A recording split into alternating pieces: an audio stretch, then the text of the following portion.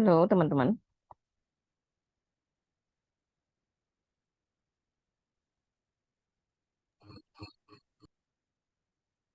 apakah suara saya sudah terdengar cukup di Sudah, teman-teman semua? Miss. Sudah ya? Terdengar, Ya, Miss. Miss. Terdengar, Miss. Oke.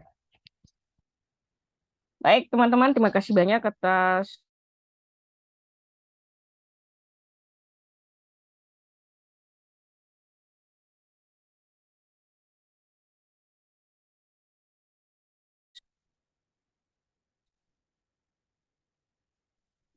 Business Ethics. Nah, di pertemuan kali ini, mungkin di beberapa kesempatan, kelas yang satu ya, di kelasnya Elsa itu, nah,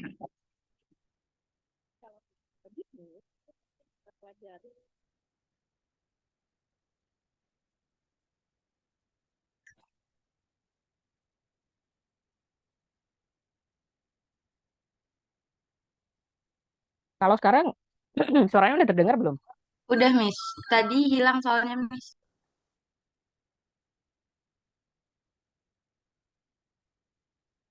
Oke, baik teman-teman. Kita mulai ulang. Terima kasih banyak atas waktunya untuk pagi hari ini. Kita akan percepat saja pembahasan kita pada pagi hari ini. Kita akan membahas tentang etika bisnis atau business ethics. Nah, kenapa business ethics ini penting untuk dipelajari? Ada dua faktor. Pertama adalah business ethics ini atau etika bisnis ini mempengaruhi pola hubungan antara customers dengan produk, customers dengan perusahaan. Kemudian yang kedua adalah etika bisnis ini itu membantu perusahaan membentuk trust dengan customers-nya. Jadi mungkin di beberapa kesempatan saya pernah menyebutkan tentang pentingnya trust, kepercayaan terhadap produk atau perusahaan. Semakin tinggi trust, maka semakin tinggi loyalitas terhadap barang tersebut. Sehingga kemudian perusahaan tidak perlu spending too much money untuk membuat produk mereka itu sellable di customers.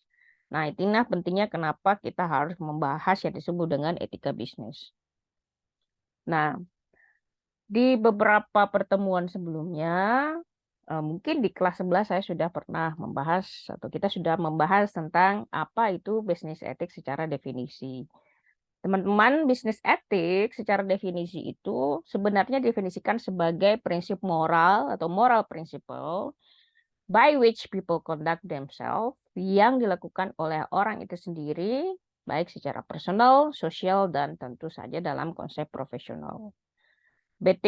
Business ethics ini didasarkan pada prinsip-prinsip morals, ya. So business ethics are rules based on moral principle, dasarkan pada prinsip moral mengenai how to business and employee ought to conduct themselves, bagaimana bisnis, pekerja, ya menjalankan usahanya.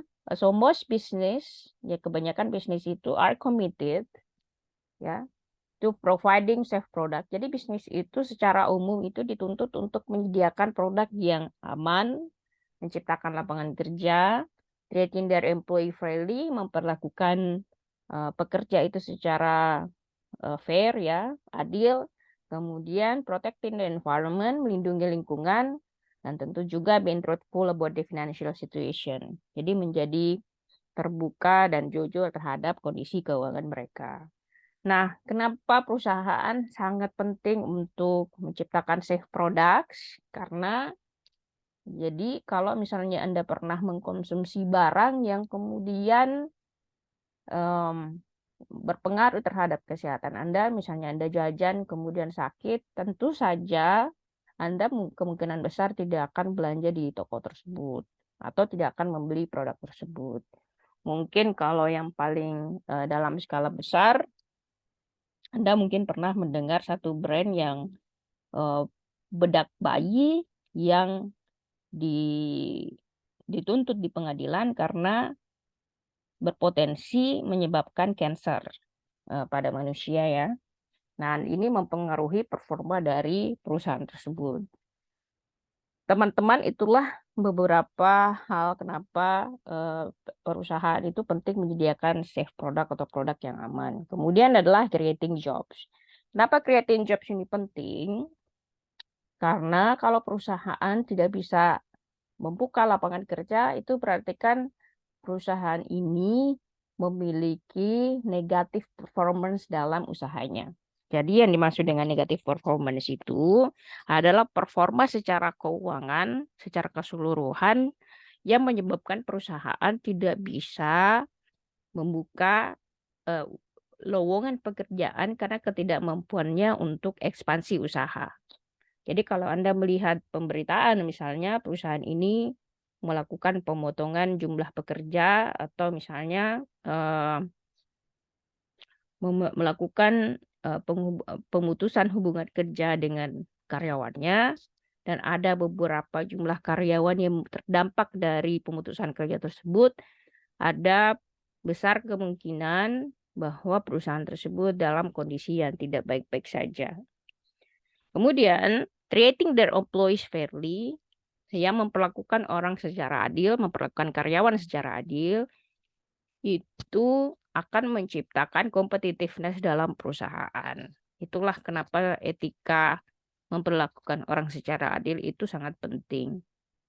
Perlu Anda cermati bahwa perusahaan dengan lembaga negara dan politik itu berbeda.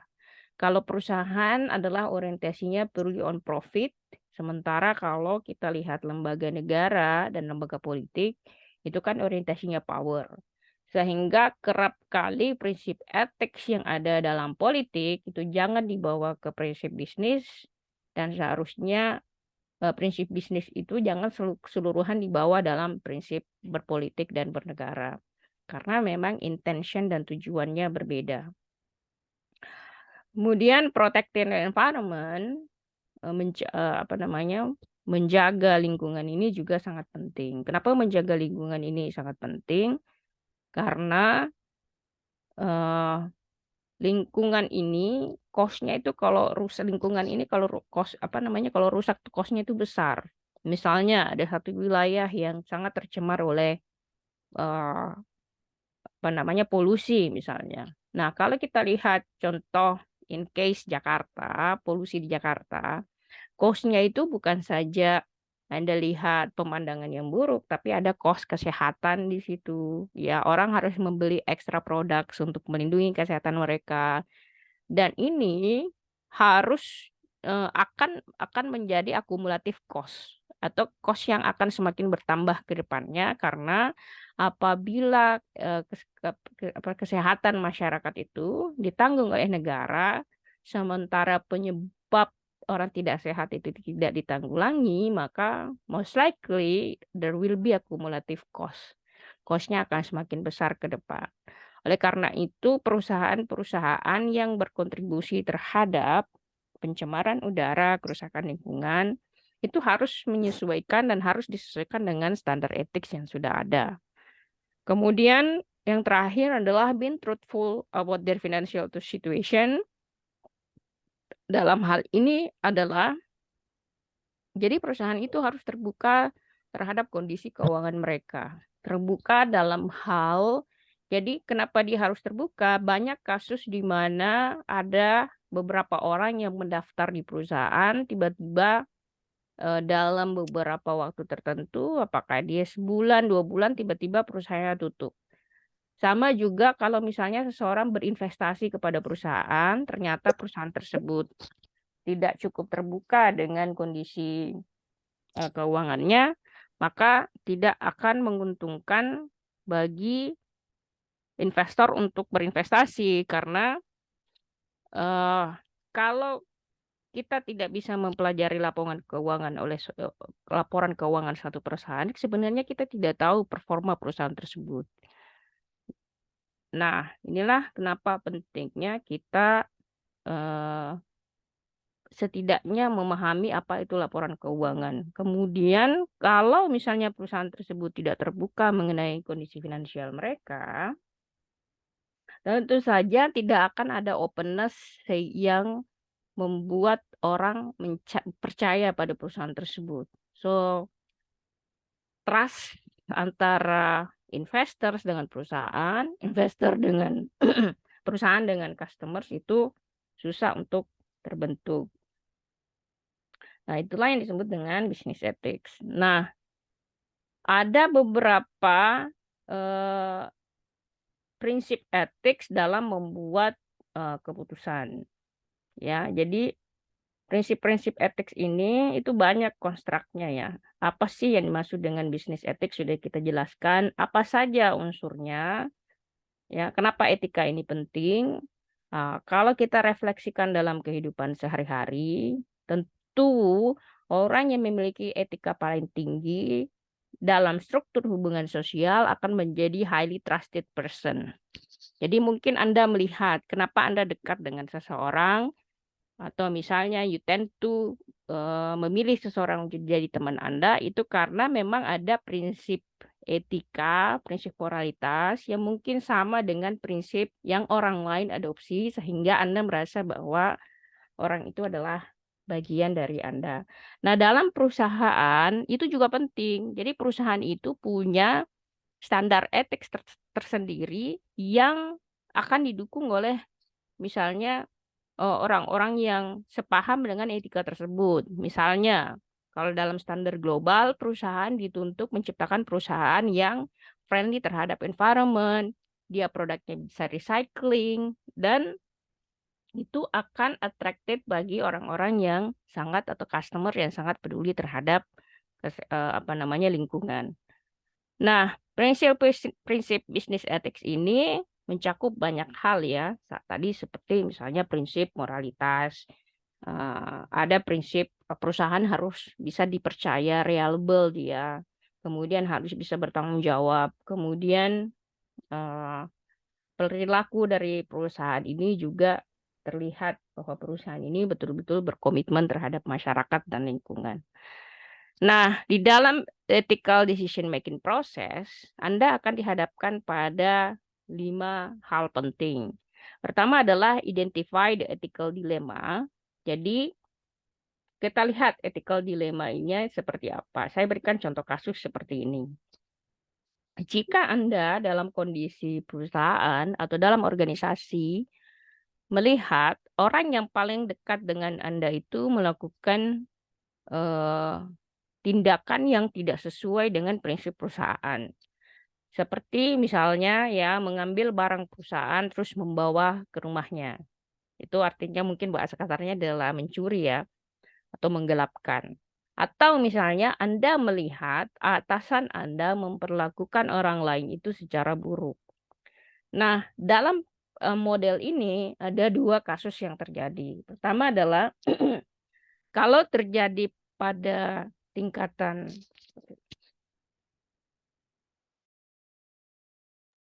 Kalau terjadi pada tingkatan satu level dengan Anda, itu kan berarti tidak ada permasalahan power position di situ. Kalau misalnya sama teman Anda, tentu akan lebih mudah menegur. Kemudian, kalau dia misalnya dalam lingkungan organisasi, misalnya kalau kalian mahasiswa, junior Anda atau adik Anda itu melakukan kesalahan, tentu model intervensi Anda itu terhadap mereka itu akan jauh lebih mudah karena power position Anda jauh lebih tinggi. Kemudian, yang sering menjadi masalah adalah ketika yang melakukan itu berada dalam posisi atas. Dalam artian power position Anda jauh lebih rendah terhadap orang yang melakukan pelanggaran. Jadi, ini akan sangat susah karena Anda berada dalam kondisi power position yang tidak tepat. Nah, inilah pentingnya kita memetakan yang disebut dengan identify the ethical dilemma. Dilemanya dari mana? Permasalahan etika yang dia misalnya langgar seperti apa? Contoh mungkin ini tentu saja berbeda ya dengan apa yang ada di Indonesia. In my personal experience, saya pernah bekerja di salah satu perusahaan yang ada di Inggris. Terdapat satu kasus yang pernah terjadi di mana kejadian ini saya lihat sendiri, witnesses sendiri, di mana teman saya, teman kerja saya itu dimaki oleh supervisornya. Nah, supervisornya ini tidak hanya memaki dalam bahasa makian yang ini, tapi makiannya itu very subjective dan ethically racist. Seperti misalnya dia bilang dasar kamu Asia gitu kan. Jadi dasar kamu Asia itu sudah merujuk kepada etnisiti seseorang. Jadi itu udah race based. Nah, di luar negeri itu prinsip kesetaraan, baik itu kesetaraan secara rasial, kesetaraan secara gender itu sangat tinggi dijunjung oleh perusahaan. Sehingga kalau misalnya itu dipindahkan atau diadopsi oleh perusahaan Indonesia, mungkin ada dua kondisi yang terjadi. Apakah orang di perusahaan yang shock atau customersnya yang shock atau employee-nya yang shock. Kenapa mereka shock? Karena susah merubah cultural behavior dari seseorang. Misalnya contoh ya, kita sering memiliki candaan, oh suku ini begini gitu kan. Tapi kalau dia diadopsi, misalnya dalam lingkungan perusahaan, akan butuh proses karena kalau kita sering melakukannya itu, kita cenderung menganggap dia sebagai suatu proses budaya, jadi kebiasaan. Kemudian, setelah kita mengetahui dilemanya di mana, permasalahannya di mana, kemudian baru kita kemudian bisa memutuskan untuk apa nih yang akan kita lakukan. Atau yang dikenal dengan discover alternative action. Langkah yang akan kita ambil ini akan seperti apa? Ya, so we have to know the problem first, identify the problems, dilemanya di mana, baru kemudian kita akan mengambil kebijakan seperti apa. Ketiga, yang Anda bisa lakukan adalah ketika mengambil keputusan tersebut, Anda harus memetakan kira-kira siapa yang akan terdampak dari keputusan ini. Kalau dalam level tinggi pengambil kebijakan, saya dalam perjalanan karir saya sudah melihat berbagai macam jenis permasalahannya dengan berbagai jenis cara untuk menyelesaikan permasalahan tersebut. Tentu saja modelnya berbeda, tetapi yang saya lihat dari model pemecahan permasalahan yang paling bagus adalah mengurangi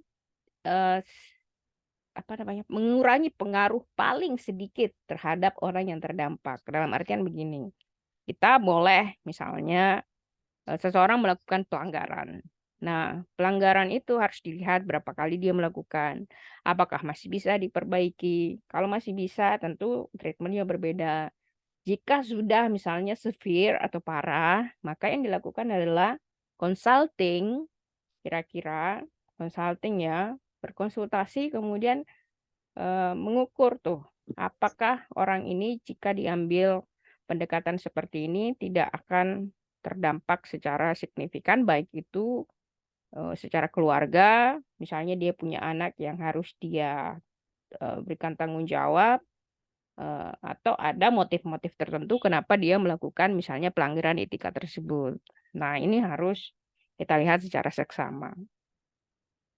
Kemudian setelah kita memutuskan who might be affected, siapa kira-kira akan terdampak dari kebijakan ini.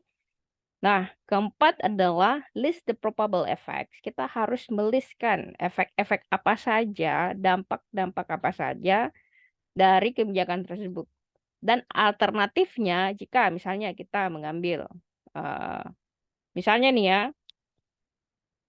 dampak misalnya nih list the probable effect of the alternative. Misalnya kita sudah membuat nih, listkan siapa saja yang terdampak.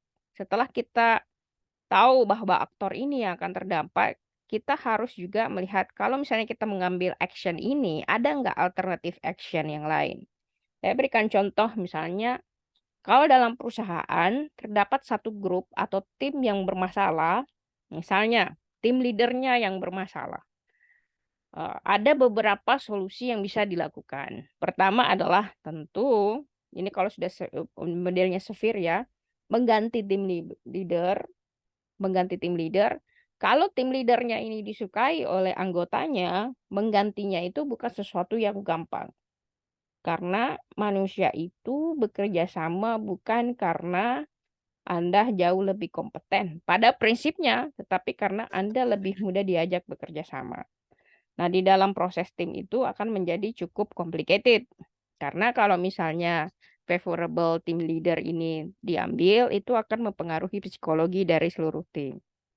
Nah, tentu harus ada pendekatan, tidak hanya one way action. Misalnya dari atasan langsung mengambil tim leadernya sehingga efek timnya nanti kepada tim leader yang lain.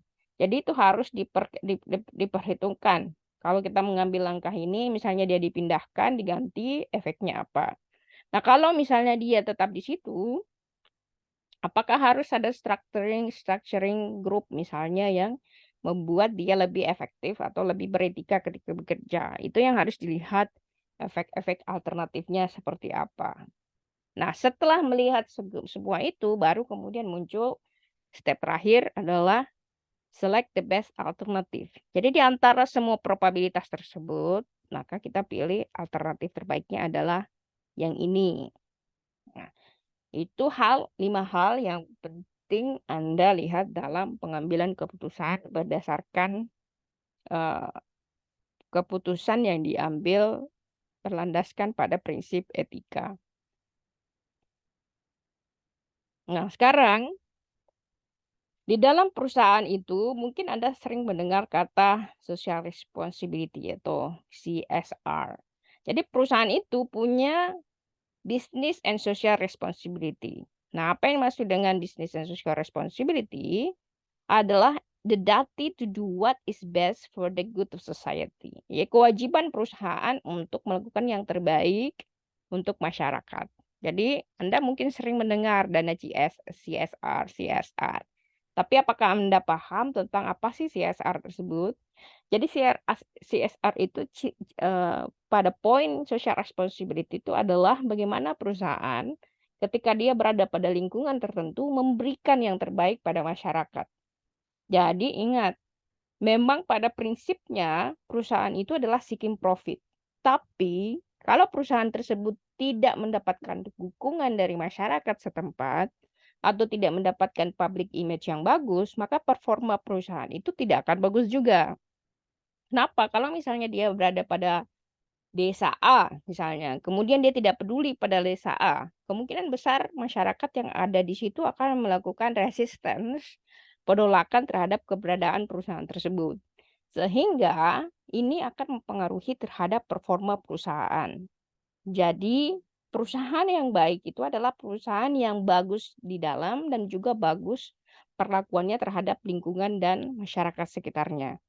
Nah, bisnis ini mengikuti follow ethical standard, value integrity, and honesty in employee. Jadi bisnis itu harus mengikuti nilai eh, nilai etika dasar seperti misalnya integritas dan juga kejujuran. Nah, apa saja komponen-komponennya? Misalnya responsibility to customers. Jadi kalau di Indonesia ini masih cukup rendah ya, karena kewajiban kita kepada customers itu untuk in terms to customer satisfaction itu masih cukup rendah. Kenapa? Karena perusahaan ini kerap men-treat customers itu sebagai penjahat. Mungkin kalau Anda berikan contoh, Anda ke restoran, terus di restoran tersebut makanannya mungkin sudah tidak bagus atau misalnya digorengnya tidak sempurna, ada kecenderungan customers untuk tidak mau mengkomplain karena takut nanti dianggap berbohong, tapi juga ada kecenderungan di mana perusahaan tends to atau cenderung untuk tidak mempercayai customers. Sehingga ini proses relationship antara customers dan perusahaan ini agak susah terbentuk. Jadi perusahaan itu harus yang memulai utama karena mereka yang menjual barang, produk dan services. Jadi mereka lah yang harus pertama kali menyediakan responsibility to customers. Ya. Kemudian responsibility to employee, bertanggung jawab terhadap karyawan. Nah, apa contohnya bertanggung jawab pada karyawan? karyawan satisfaction terhadap perusahaan itu sangat penting. Jadi kepuasan karyawan terhadap perusahaan itu highly important. Kenapa? Karena semakin tinggi kepuasan karyawan terhadap perusahaan, maka semakin tinggi belongingness karyawan terhadap perusahaan. Anda kalau misalnya merasa disayang sama orang, merasa bagian dari orang tersebut, Anda akan melakukan yang terbaik pada orang tersebut tanpa harus disuruh. Itulah level satisfaction yang paling tinggi dan mempengaruhi performa kerja. Nah, ini sangat penting untuk dilihat dari perusahaan. Begitu juga nanti kalau misalnya Anda bekerja di perusahaan, tentu Anda bisa melihat bagaimana perusahaan men-treat employee-nya, ya. Apakah tidak ada fairness di situ? Apakah tidak ada fair competition di situ? Apakah ada rasisme di situ? Ya, apakah ada narsisisme seperti itu atau misalnya ada favoritism, ada orang yang tidak bekerja tapi diberikan posisi. Itu semua akan mempengaruhi bagaimana karyawan melihat perusahaan. Kemudian responsibility to society, tanggung jawab kepada masyarakat. Jadi seperti tadi yang saya sebutkan, jika perusahaan tidak memiliki tanggung jawab yang baik terhadap masyarakat, terutama pada masyarakat sekitar, itu akan membentuk citra buruk terhadap perusahaan itu. Kemudian yang terakhir adalah responsibility to creditors dan owners. Jadi kalau misalnya perusahaan mengambil modal dari bank, dia harus memiliki komitmen untuk melaksanakan kewajibannya dengan membayar utangnya.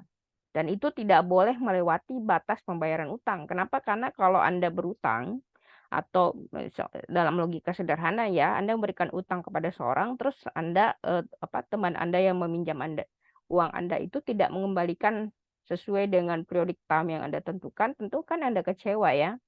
Nah, jika itu dilakukan berkali-kali, tentu Anda tidak akan percaya pada orang tersebut. Ini sama logikanya dengan perusahaan. Nah, kenapa responsibility to owners? Karena kalau dalam perusahaan yang sangat besar itu kan biasanya owners itu dia, kalau dalam perusahaan yang besar itu owners tidak menjadi bagian dari perusahaan. Tapi pelaksanaan perusahaan itu diberikan kepada orang-orang yang memang kredibel melaksanakan usaha tersebut. Sehingga pelaksana perusahaan, dalam hal ini direktur, harus mampu membuktikan kepada owners bahwa saya bisa menjalankan perusahaan ini. Sehingga yang pemilik perusahaan dengan yang menjalankan perusahaan itu terbentuk trust yang bagus. Nah, inilah 4 hal yang harus Anda lihat dalam business and social responsibility. Sekarang kita lihat. Nah, di dalam bisnis itu ada beberapa personal karakteristik dari entrepreneurs. Jadi kalau misalnya Anda tidak memiliki karakter ini, maka susah bagi Anda untuk menjadi the real business person.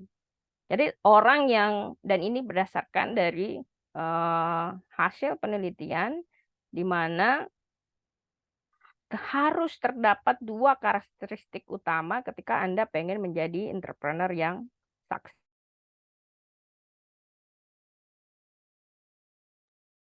Kalau pertanyaannya kenapa harus 12? Ya hasil penelitiannya seperti itu ya. Nah, kita lihat 12 karakter tersebut. Seperti misalnya persistence. Nah, apa yang maksud dengan persisten? Persisten itu adalah karakter yang tidak mudah menyerah ya. Jadi pengusaha yang mau bekerja sampai pekerjaannya itu selesai. Dia nggak akan mengatakan, oh saya tidak akan bersenang-senang sebelum saya melaksanakan pekerjaan ini. Meskipun misalnya saya harus berkorban A, B, C, D, E, F, G, nah itulah yang disebut dengan persistence. Jadi ketika Anda sudah setting the target, Anda sudah diberikan target, ya mau tidak mau Anda sudah you already say yes, Anda berkomitmen di situ, ya harus Anda selesaikan. Itulah yang disebut dengan persisten, ya. Kalau Anda misalnya mau jadi sarjana S1 harus persisten, dalam artian tidak boleh Anda give up along the way. Kemudian risk taking, ya. Nah, successful entrepreneurs itu harus memiliki kemampuan untuk mengambil resiko, ya. Tetapi tidak reckless, tidak ceroboh gitu. Jadi pengambilan resiko ini harus berdasarkan pada penghitungan logika. untung ruginya di mana, kita ya resikonya paling besar di mana. Biasanya resiko yang paling besar itu profitnya semakin tinggi, high risk, high return biasanya. Low risk kalau Anda bermain aman tentu tidak akan atau susah bagi Anda untuk mendapatkan risiko inovasi ya. Karena memang eh, setiap ada perubahan dalam perusahaan, perubahan dalam pola bekerja itu pasti akan mendapatkan resiko, pasti ada resikonya. Kemudian berikutnya adalah self confident. Jadi harus percaya diri. Entrepreneur itu harus percaya pada kemampuan dirinya sendiri. Jadi kalau yang suka insecure itu mungkin harus diperbaiki tuh self confidentnya. Kemudian berikutnya adalah restless, ya. Nah, apa yang maksud dengan restless? Tidak mengenal lelah, gitu ya. Jadi ketika entrepreneur itu sudah mendapatkan goals mereka nih, misalnya goals entrepreneur pengen misalnya dia buka cabang 2 gitu kan, sudah dapat itu dia nggak akan dia tidak akan berhenti sampai di situ saja, dia akan terus mencari atau menentukan capaian terbaru. Kemudian berikutnya adalah goal oriented.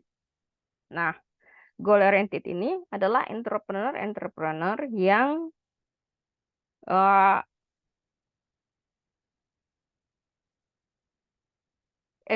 entrepreneur yang punya ketika dia membuat perusahaan dia punya tujuan perusahaan ini akan dibawa kemana.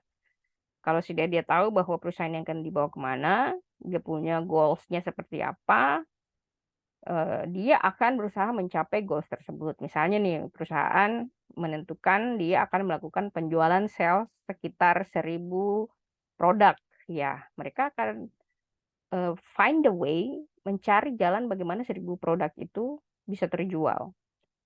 Kemudian berikutnya adalah action oriented. Jadi action oriented ini adalah pengusaha yang act.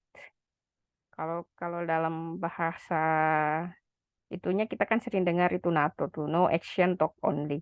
Jadi kalau di pengusaha itu ya jangan bicara aja, lakukan gitu. So, they take action. Kemudian berikutnya adalah responsible. Mereka bertanggung jawab terhadap keputusan yang mereka ambil. Kemudian self-demanding. Self-demanding adalah orang yang memiliki high expectation atau ekspektasi tinggi terhadap dirinya sendiri. Jadi sebelum Anda punya ekspektasi tinggi terhadap orang lain, Anda harus punya ekspektasi tinggi dulu terhadap diri sendiri. Baru kemudian Anda berekspektasi pada orang lain. Kemudian kreatif ya. Jadi entrepreneur harus melihat cara terbaru untuk menyelesaikan permasalahan lama. Jadi jangan suka apa namanya datang dengan permasalahan tanpa mampu memberikan solusi. Saja harus kreatif. Kemudian independen, dia bisa mandiri gitu kan. So ketika terjadi masalah, dia mampu mengambil keputusan dengan cepat, bertanggung jawab terhadap keputusan itu dan mandiri gitu. Mandiri juga dalam apa pengambilan kebijakan juga bisa berarti bahwa dia bisa mengambil keputusan tanpa harus menunggu orang lain. Nah, ya kalau Anda ada nilai-nilai itu di Anda, itu pasti sudah sangat bagus sekali. Kemudian berikutnya adalah inquisitive. Nah, apa itu inquisitive? Inquisitive itu adalah orang yang suka mencari ya, mencari pengetahuan, suka bertanya, dia eager terhadap knowledge, dia mau tahu gitu ya. Jadi entrepreneurs itu adalah orang-orang yang aktif mencari tahu, aktif melakukan research, aktif dengan dia tahu dia kemudian mampu memecahkan masalah. Nah, berikut yang terakhir adalah enthusiastic. Tidak ada tuh pengusaha yang dia gloomy, yang dilihat cuma negatif aja kan, negative thinking. Dia harus entusias, punya positive mindset, harus energetic. Karena kalau di perusahaan itu, kalau perusahaan itu misalnya sudah tidak memiliki semangat untuk maju, ya susah. Karena in everyday life, in everyday situation, itu akan ada masalah baru. Nah, kalau misalnya dia punya passion, punya positive mindset, punya energi yang positif ya, mengatakan kita pasti bisa melewati tantangan ini dan menjadi jauh lebih baik ya. Kalau karakter-karakter 12 karakter ini Anda punya, atau Anda lihat di perusahaan mereka punya karakter ini, maka mereka punya potensi yang besar untuk menjadi successful entrepreneurs. Ya, jadi kalau Anda melihat nih di dalam 12 karakter ini, saya memiliki semuanya misalnya. Berarti inside yourself sudah punya kapasitas sebagai pelaku usaha yang bisa sukses. Tinggal melakukan aja gitu. Kira-kira bisnisnya akan seperti apa, bisnis prosesnya akan seperti apa, dan strateginya, dan et cetera akan seperti apa. Nah, ada beberapa keuntungan kalau misalnya Anda menjadi entrepreneur. Ya, entrepreneur itu keuntungannya satu, tentu Anda adalah bos sendiri di perusahaan Anda, kemudian Anda melakukan apa yang Anda suka. Ketiga adalah Anda punya kesempatan untuk menjadi lebih kreatif. Kemudian keempat adalah building your own enterprise. Anda punya kerajaan sendiri, perusahaan sendiri yang Anda bisa kontrol. Anda bisa masuk kapan saja. Itu kalau Anda Anda tidak memiliki 12 karakter itu ya. Tapi kalau Anda berkomitmen, kalau Anda meminta orang untuk masuk tiap hari, Anda sebagai atasan harus masuk tiap hari karena orang akan menjudge Anda. Kemudian kelima adalah developing their own schedule. Jadi Anda bisa mengatur orang mau masuk jam berapa, mau masuk jam 11, masuk jam 8, masuk jam 7, ya bisa-bisa aja karena Anda memiliki perusahaan tersebut. Tapi harus dengan hitungan yang jelas. Jika Anda mengambil kebijakan ini, kira-kira impactful-nya akan seperti apa. Nah, model kerjasama itu ada yang disebut dengan sole proprietorship, kemudian disebut dengan partnership, dan ada yang dimaksud dengan corporation. Yang which is kita akan bahas. Nah, ada beberapa challenge dalam entrepreneurship ya. Sebenarnya memulai usaha itu yang paling susah. Jadi kalau Anda sudah mulai biasanya akan lebih mudah dibanding memulai. Jadi kalau berusaha itu mulai aja dulu. Nah, memulainya ini susah kenapa? Karena ada ide nggak ada uang misalnya. Ada uang nggak tahu mau ngapain. Jadi itu kompleksitas. Ada uang tidak ada orang yang bisa dipercaya untuk melakukan itu juga susah. Kemudian ada orang yang dipercaya eh, sudah tahu bisnisnya akan seperti apa, nggak ada keuangan juga nggak bisa. Jadi permasalahan utama ketika memulai usaha itu adalah mendapatkan modal ya, modal yang cukup untuk mulai usaha. Kemudian yang kedua adalah being fully responsible for the business. Jadi sangat bertanggung jawab terhadap bisnis tersebut. Ada hal yang harus Anda pahami ketika berusaha menjadi pengusaha itu. Kalau Anda punya perusahaan, perusahaan itu tidak bisa Anda percayakan kepada orang lain kalau dia masih fase starting dan developing. Jadi dia belum secara sistem itu belum dewasa perusahaannya.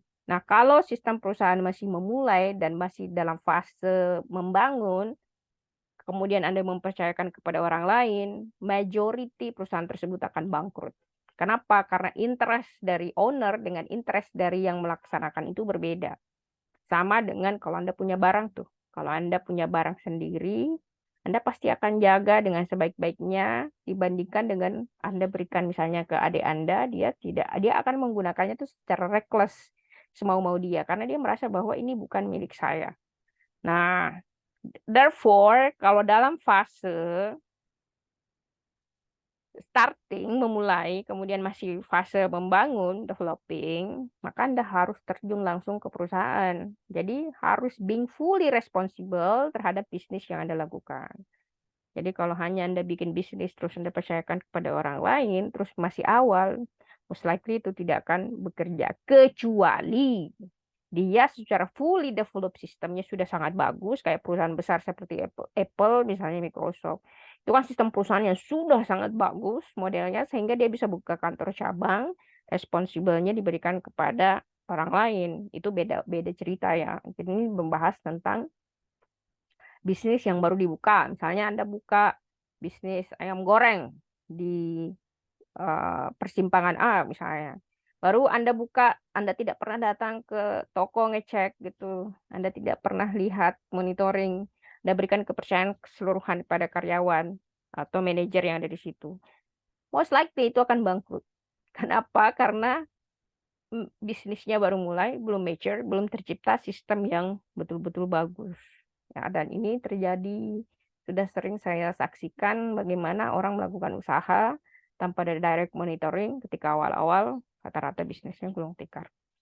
Kemudian yang ketiga adalah making the right decision. Jadi membuat keputusan yang tepat. Nah, membuat keputusan yang tepat ini harus membutuhkan pemikiran yang panjang. Jadi kalau seseorang mengambil keputusan secara cepat, resiko dia untuk salah mengambil keputusan juga lebih tinggi. Kalau dia mampu mengambil keputusan eh, menelaah lebih panjang, kemungkinan besar dia ketika mengambil keputusan itu juga akan cukup bagus. Ya, nah itulah challenges dari pengusaha. Nah, ketika pengen berusaha, ada model-model yang harus Anda lakukan. Dan biasa kita kenal business plan. Jadi buat usaha itu tidak hanya dibuat begitu saja, tapi harus ada perencanaan usahanya.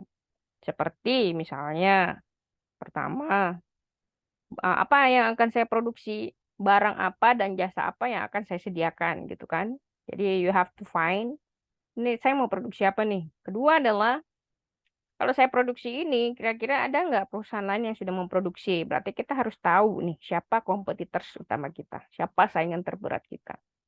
Nah, kemudian yang kedua, ketiga adalah kenapa kenapa produk dan jasa ini mereka butuhkan. Jadi jangan pernah menjual barang dan jasa yang tidak dibutuhkan. Jadi harus dibutuhkan ya. Kalau kalau mau sukses ya harus menjual barang yang betul-betul dibutuhkan oleh customer. Contoh misalnya nih ya, Anda menjual mobil mewah di misalnya di wilayah yang kategori kemampuan ekonominya itu tidak tinggi gitu kan. Ya pertama mereka nggak akan beli karena mereka nggak mampu. Kedua mereka nggak butuh itu. Nah, that's the kind of thing that you need to pay attention to. Keempat, how much will my product or services cost to produce? Jadi Anda harus melihat untuk memproduksi barang ini kira-kira biaya yang dibutuhkan ini berapa. Jangan sampai itu cost of production-nya terlalu tinggi, Anda tidak bisa efisiensi, sehingga kemudian untuk menjualnya harus dengan harga tinggi juga. Kalau dengan harga tinggi, di customers yang highly sensitive terhadap harga, kemungkinan besar barang Anda tidak akan terjual dengan cepat. Kemudian, berapa orang, how many people will I need to run my business? Berapa orang yang akan saya butuhkan untuk menjalankan perusahaan ini? Ya, Anda harus berhitung tuh apakah 10 orang, 20 orang, itu sesuai dengan kapasitas produksi, kapasitas income, generated income yang akan dihasilkan oleh perusahaan. Nah, ya, jadi itu harus diberikan semua perencanaannya. Dan keenam, kira-kira fasilitas fisik apa yang saya butuhkan? Misalnya Anda pengen punya pabrik bikin donat misalnya.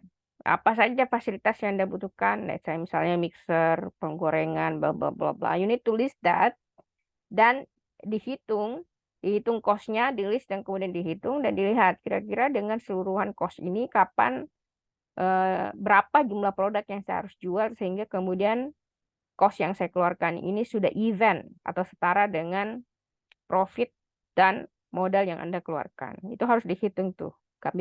Misalnya nih bulan keberapa, tahun keberapa, kemudian Anda sudah balik modal. Itu harus dihitung dengan baik, jangan hanya dilakukan begitu saja. Kemudian berikutnya adalah what license, kira-kira persuratan apa ya? Itu secara aspek legalnya apa saja yang Anda butuhkan, misalnya untuk membuat usaha tersebut. Harus ada izin usaha, misalnya. Harus ada rekomendasi, misalnya. Eh, harus ada perusahaan yang terregistrasi, harus ada bentuknya CV, PT, dan sebagainya. Nah, itu harus Anda perhatikan. Nah, apakah barang yang Anda jual itu juga memiliki atau secara legal bisa diperjualbelikan? Itu juga penting. Kemudian, misalnya, Anda eh, mungkin ingat 7-Eleven ya. 7-Eleven itu dulu tutup Karena pertama adalah segmen pasarnya yang cukup kurang tepat. Kedua adalah strategi bisnisnya. Dan ketiga adalah license-nya. Jadi license-nya dia adalah supermarket, tapi orang makan di dalam. Berarti dia adalah supermarket slash restoran. Nah, itu tuh perdebatan panjang kemarin.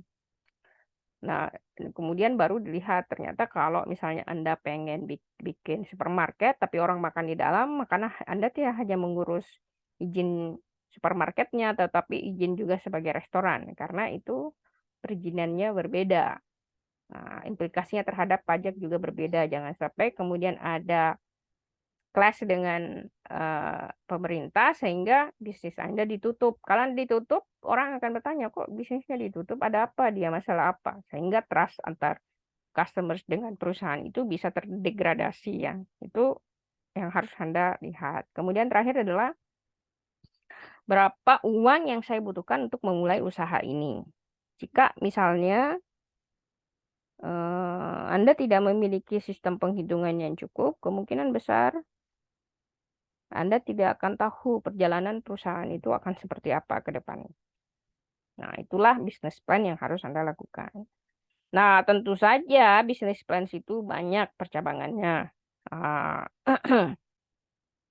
misalnya, step-step yang Anda dilakukan untuk menciptakan bisnis plans, bisa misalnya Anda harus lihat organizational plan-nya seperti apa. Financial plan, perencanaan keuangan, pertumbuhan, growth plan-nya seperti apa, contingency plan-nya seperti apa. Misalnya terjadi tiba-tiba terjadi Anda bikin pabrik di wilayah yang sering terjadi gempa gitu. Kira-kira kalau terjadi gempa, kira-kira apa yang akan dilakukan? Kemudian di awalnya itu Anda harus bikin misalnya executive summary. Terus ada cover page, ada supporting documents, kemudian harus ada manajemen timnya siapa, eh, gambaran perusahaan seperti apa, produk dan service seperti apa, kemudian mission vision statement seperti apa, industri overview-nya seperti apa, market analysis-nya juga, kemudian competitive analysis, marketing plan, dan kemudian tentu operational plan. Pelaksanaannya akan seperti apa. Ini adalah bagian-bagian dari perancangan usaha.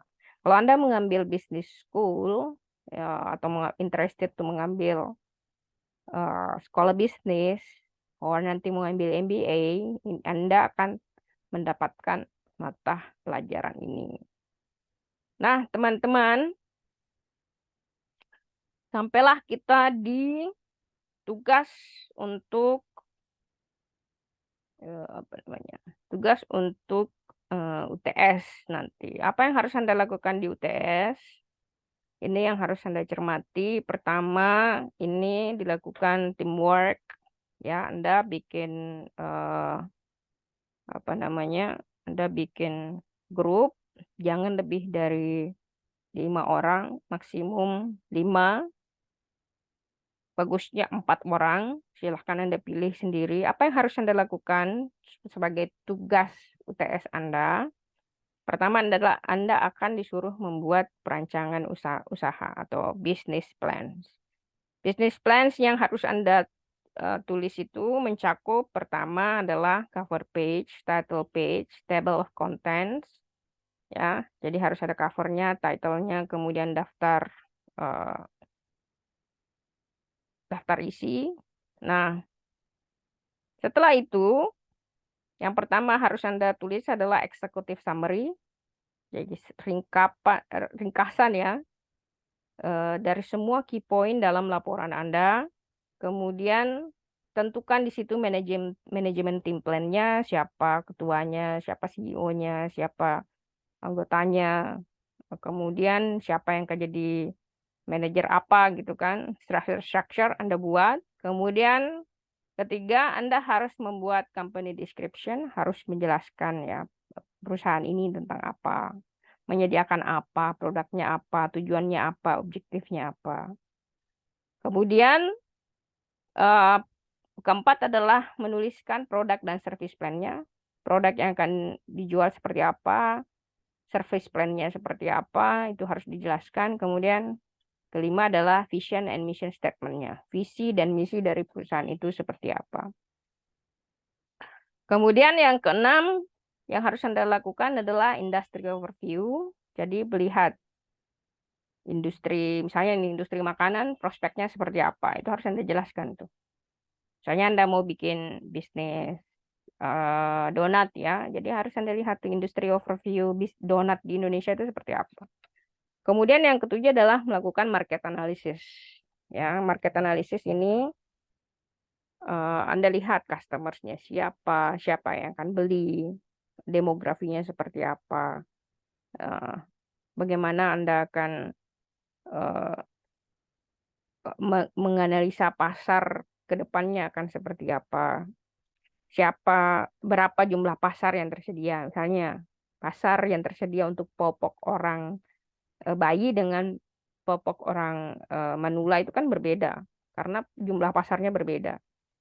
Jadi Anda harus lihat kemampuan ekonomi, geografi, lokasi, dan besaran target pasar yang akan harus Anda lakukan. Nah, yang harus Anda tulis, Anda tidak perlu menulis 8, 9, 10. Yang harus tugas Anda di UTS hanyalah tadi ya, bagian 15, cover page, title, kemudian table of content, executive summary, management team plan, company description, product dan service plan, 5 vision and mission statement, dan yang harus Anda tulis adalah industry overview. Kemudian yang ketujuh yang harus Anda tulis juga adalah market analysis. Untuk penjelasan industry overview dan market analysis itu akan saya jelaskan pada pertemuan berikutnya. Lebih detail apa itu industry overview, apa itu market analysis akan saya jelaskan lebih lanjut. Namun karena Anda punya waktu beberapa minggu untuk melakukan UTS, silahkan Anda beserta teman-temannya sudah mulai menulis tentang kira-kira bisnis apa yang akan Anda lakukan dan bisnis plan tahap awalnya akan seperti apa. Baik, sampai di sini ada pertanyaan, silahkan. Tolong bertanya ketika masih ada yang kurang jelas. Tolong jangan bertanya lagi kepada nanti ketua kelas supaya meringankan pekerjaan dari ketua kelas Anda. Silahkan Anda bertanya sekarang, ya. Silahkan,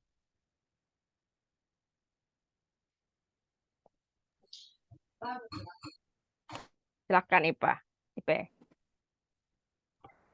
Miss mau nanya lagi, itu yang ditulis apa aja, Miss? Tadi IP ketinggalan, Miss. Nah, yang harus Anda tulis adalah cover page, title page, table of contents, kemudian executive summary, management team plan, company description, product and service plan, vision and mission statement, 6 industry overview, and 7 market analysis. Jadi secara total komponen itu sebenarnya ada 8, tapi kan yang satunya itu tidak dianggap karena dia hanya title, judul, dan level of contents. Oke? Jadi hanya itu. Oke, Miss. Terima kasih. Silakan Gracia. Miss mau nanya, nanti ini dibuat dalam bentuk presentasi atau wording esai gitu, Miss?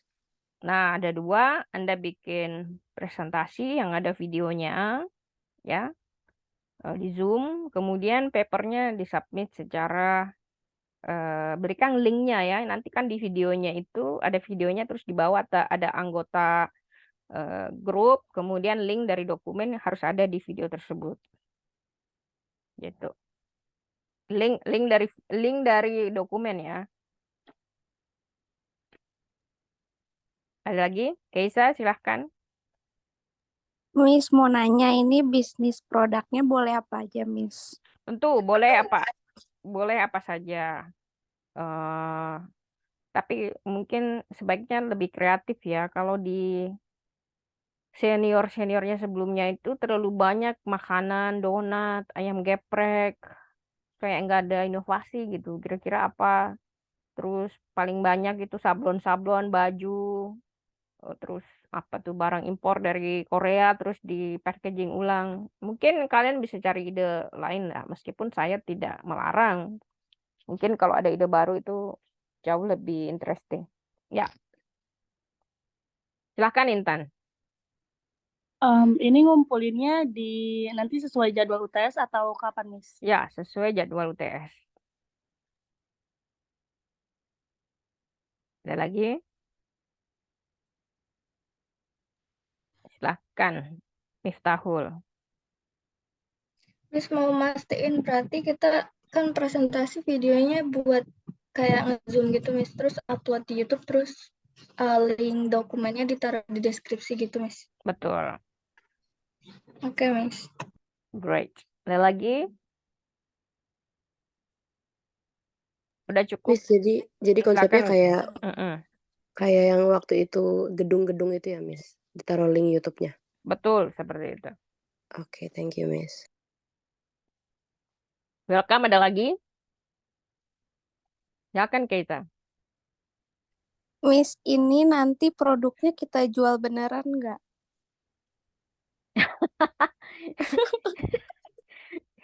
Iya dong. Harus ada, kalaupun tidak dijual harus ada very plausible, apa sih bahasa Indonesia? Harus ada secara takaran logika bahwa ini tuh bisa jalan gitu. Kayak misalnya Anda mau menjual bisnis properti misalnya. Belum dilaksanakan, tapi kalau misalnya plausible, bisnis plan-nya betul-betul bagus, that would be good. Ya. Tapi nanti di akhir itu ada penilaian tentang penjualannya, sales-nya berapa. Nah, itu akan menentukan nilai. Silakan Gracia. Miss, berarti harus ada barang fisiknya, Miss. Lebih baik begitu. Lebih baik ada barang fisiknya. Oke, thank you, Miss. Yuk. Ini bisa berupa servis dan bisa jasa ya. Misalnya nih jasa gunting rambut, jasa pedi gitu kan. Bisa, jangan pikirannya cuma kayak misalnya goreng ayam terus jual gitu. Ya, pikirlah kreasi yang kira-kira apa antar temannya. Kreatif thinkingnya seperti apa. Ada lagi? Miss, ini PPT-nya nanti di mana, Miss? PPT Di yang mana? Yang ini yang sekarang, iya. saya upload di YouTube ya. Nanti lihat. Oke, Miss, terima kasih. Yuk.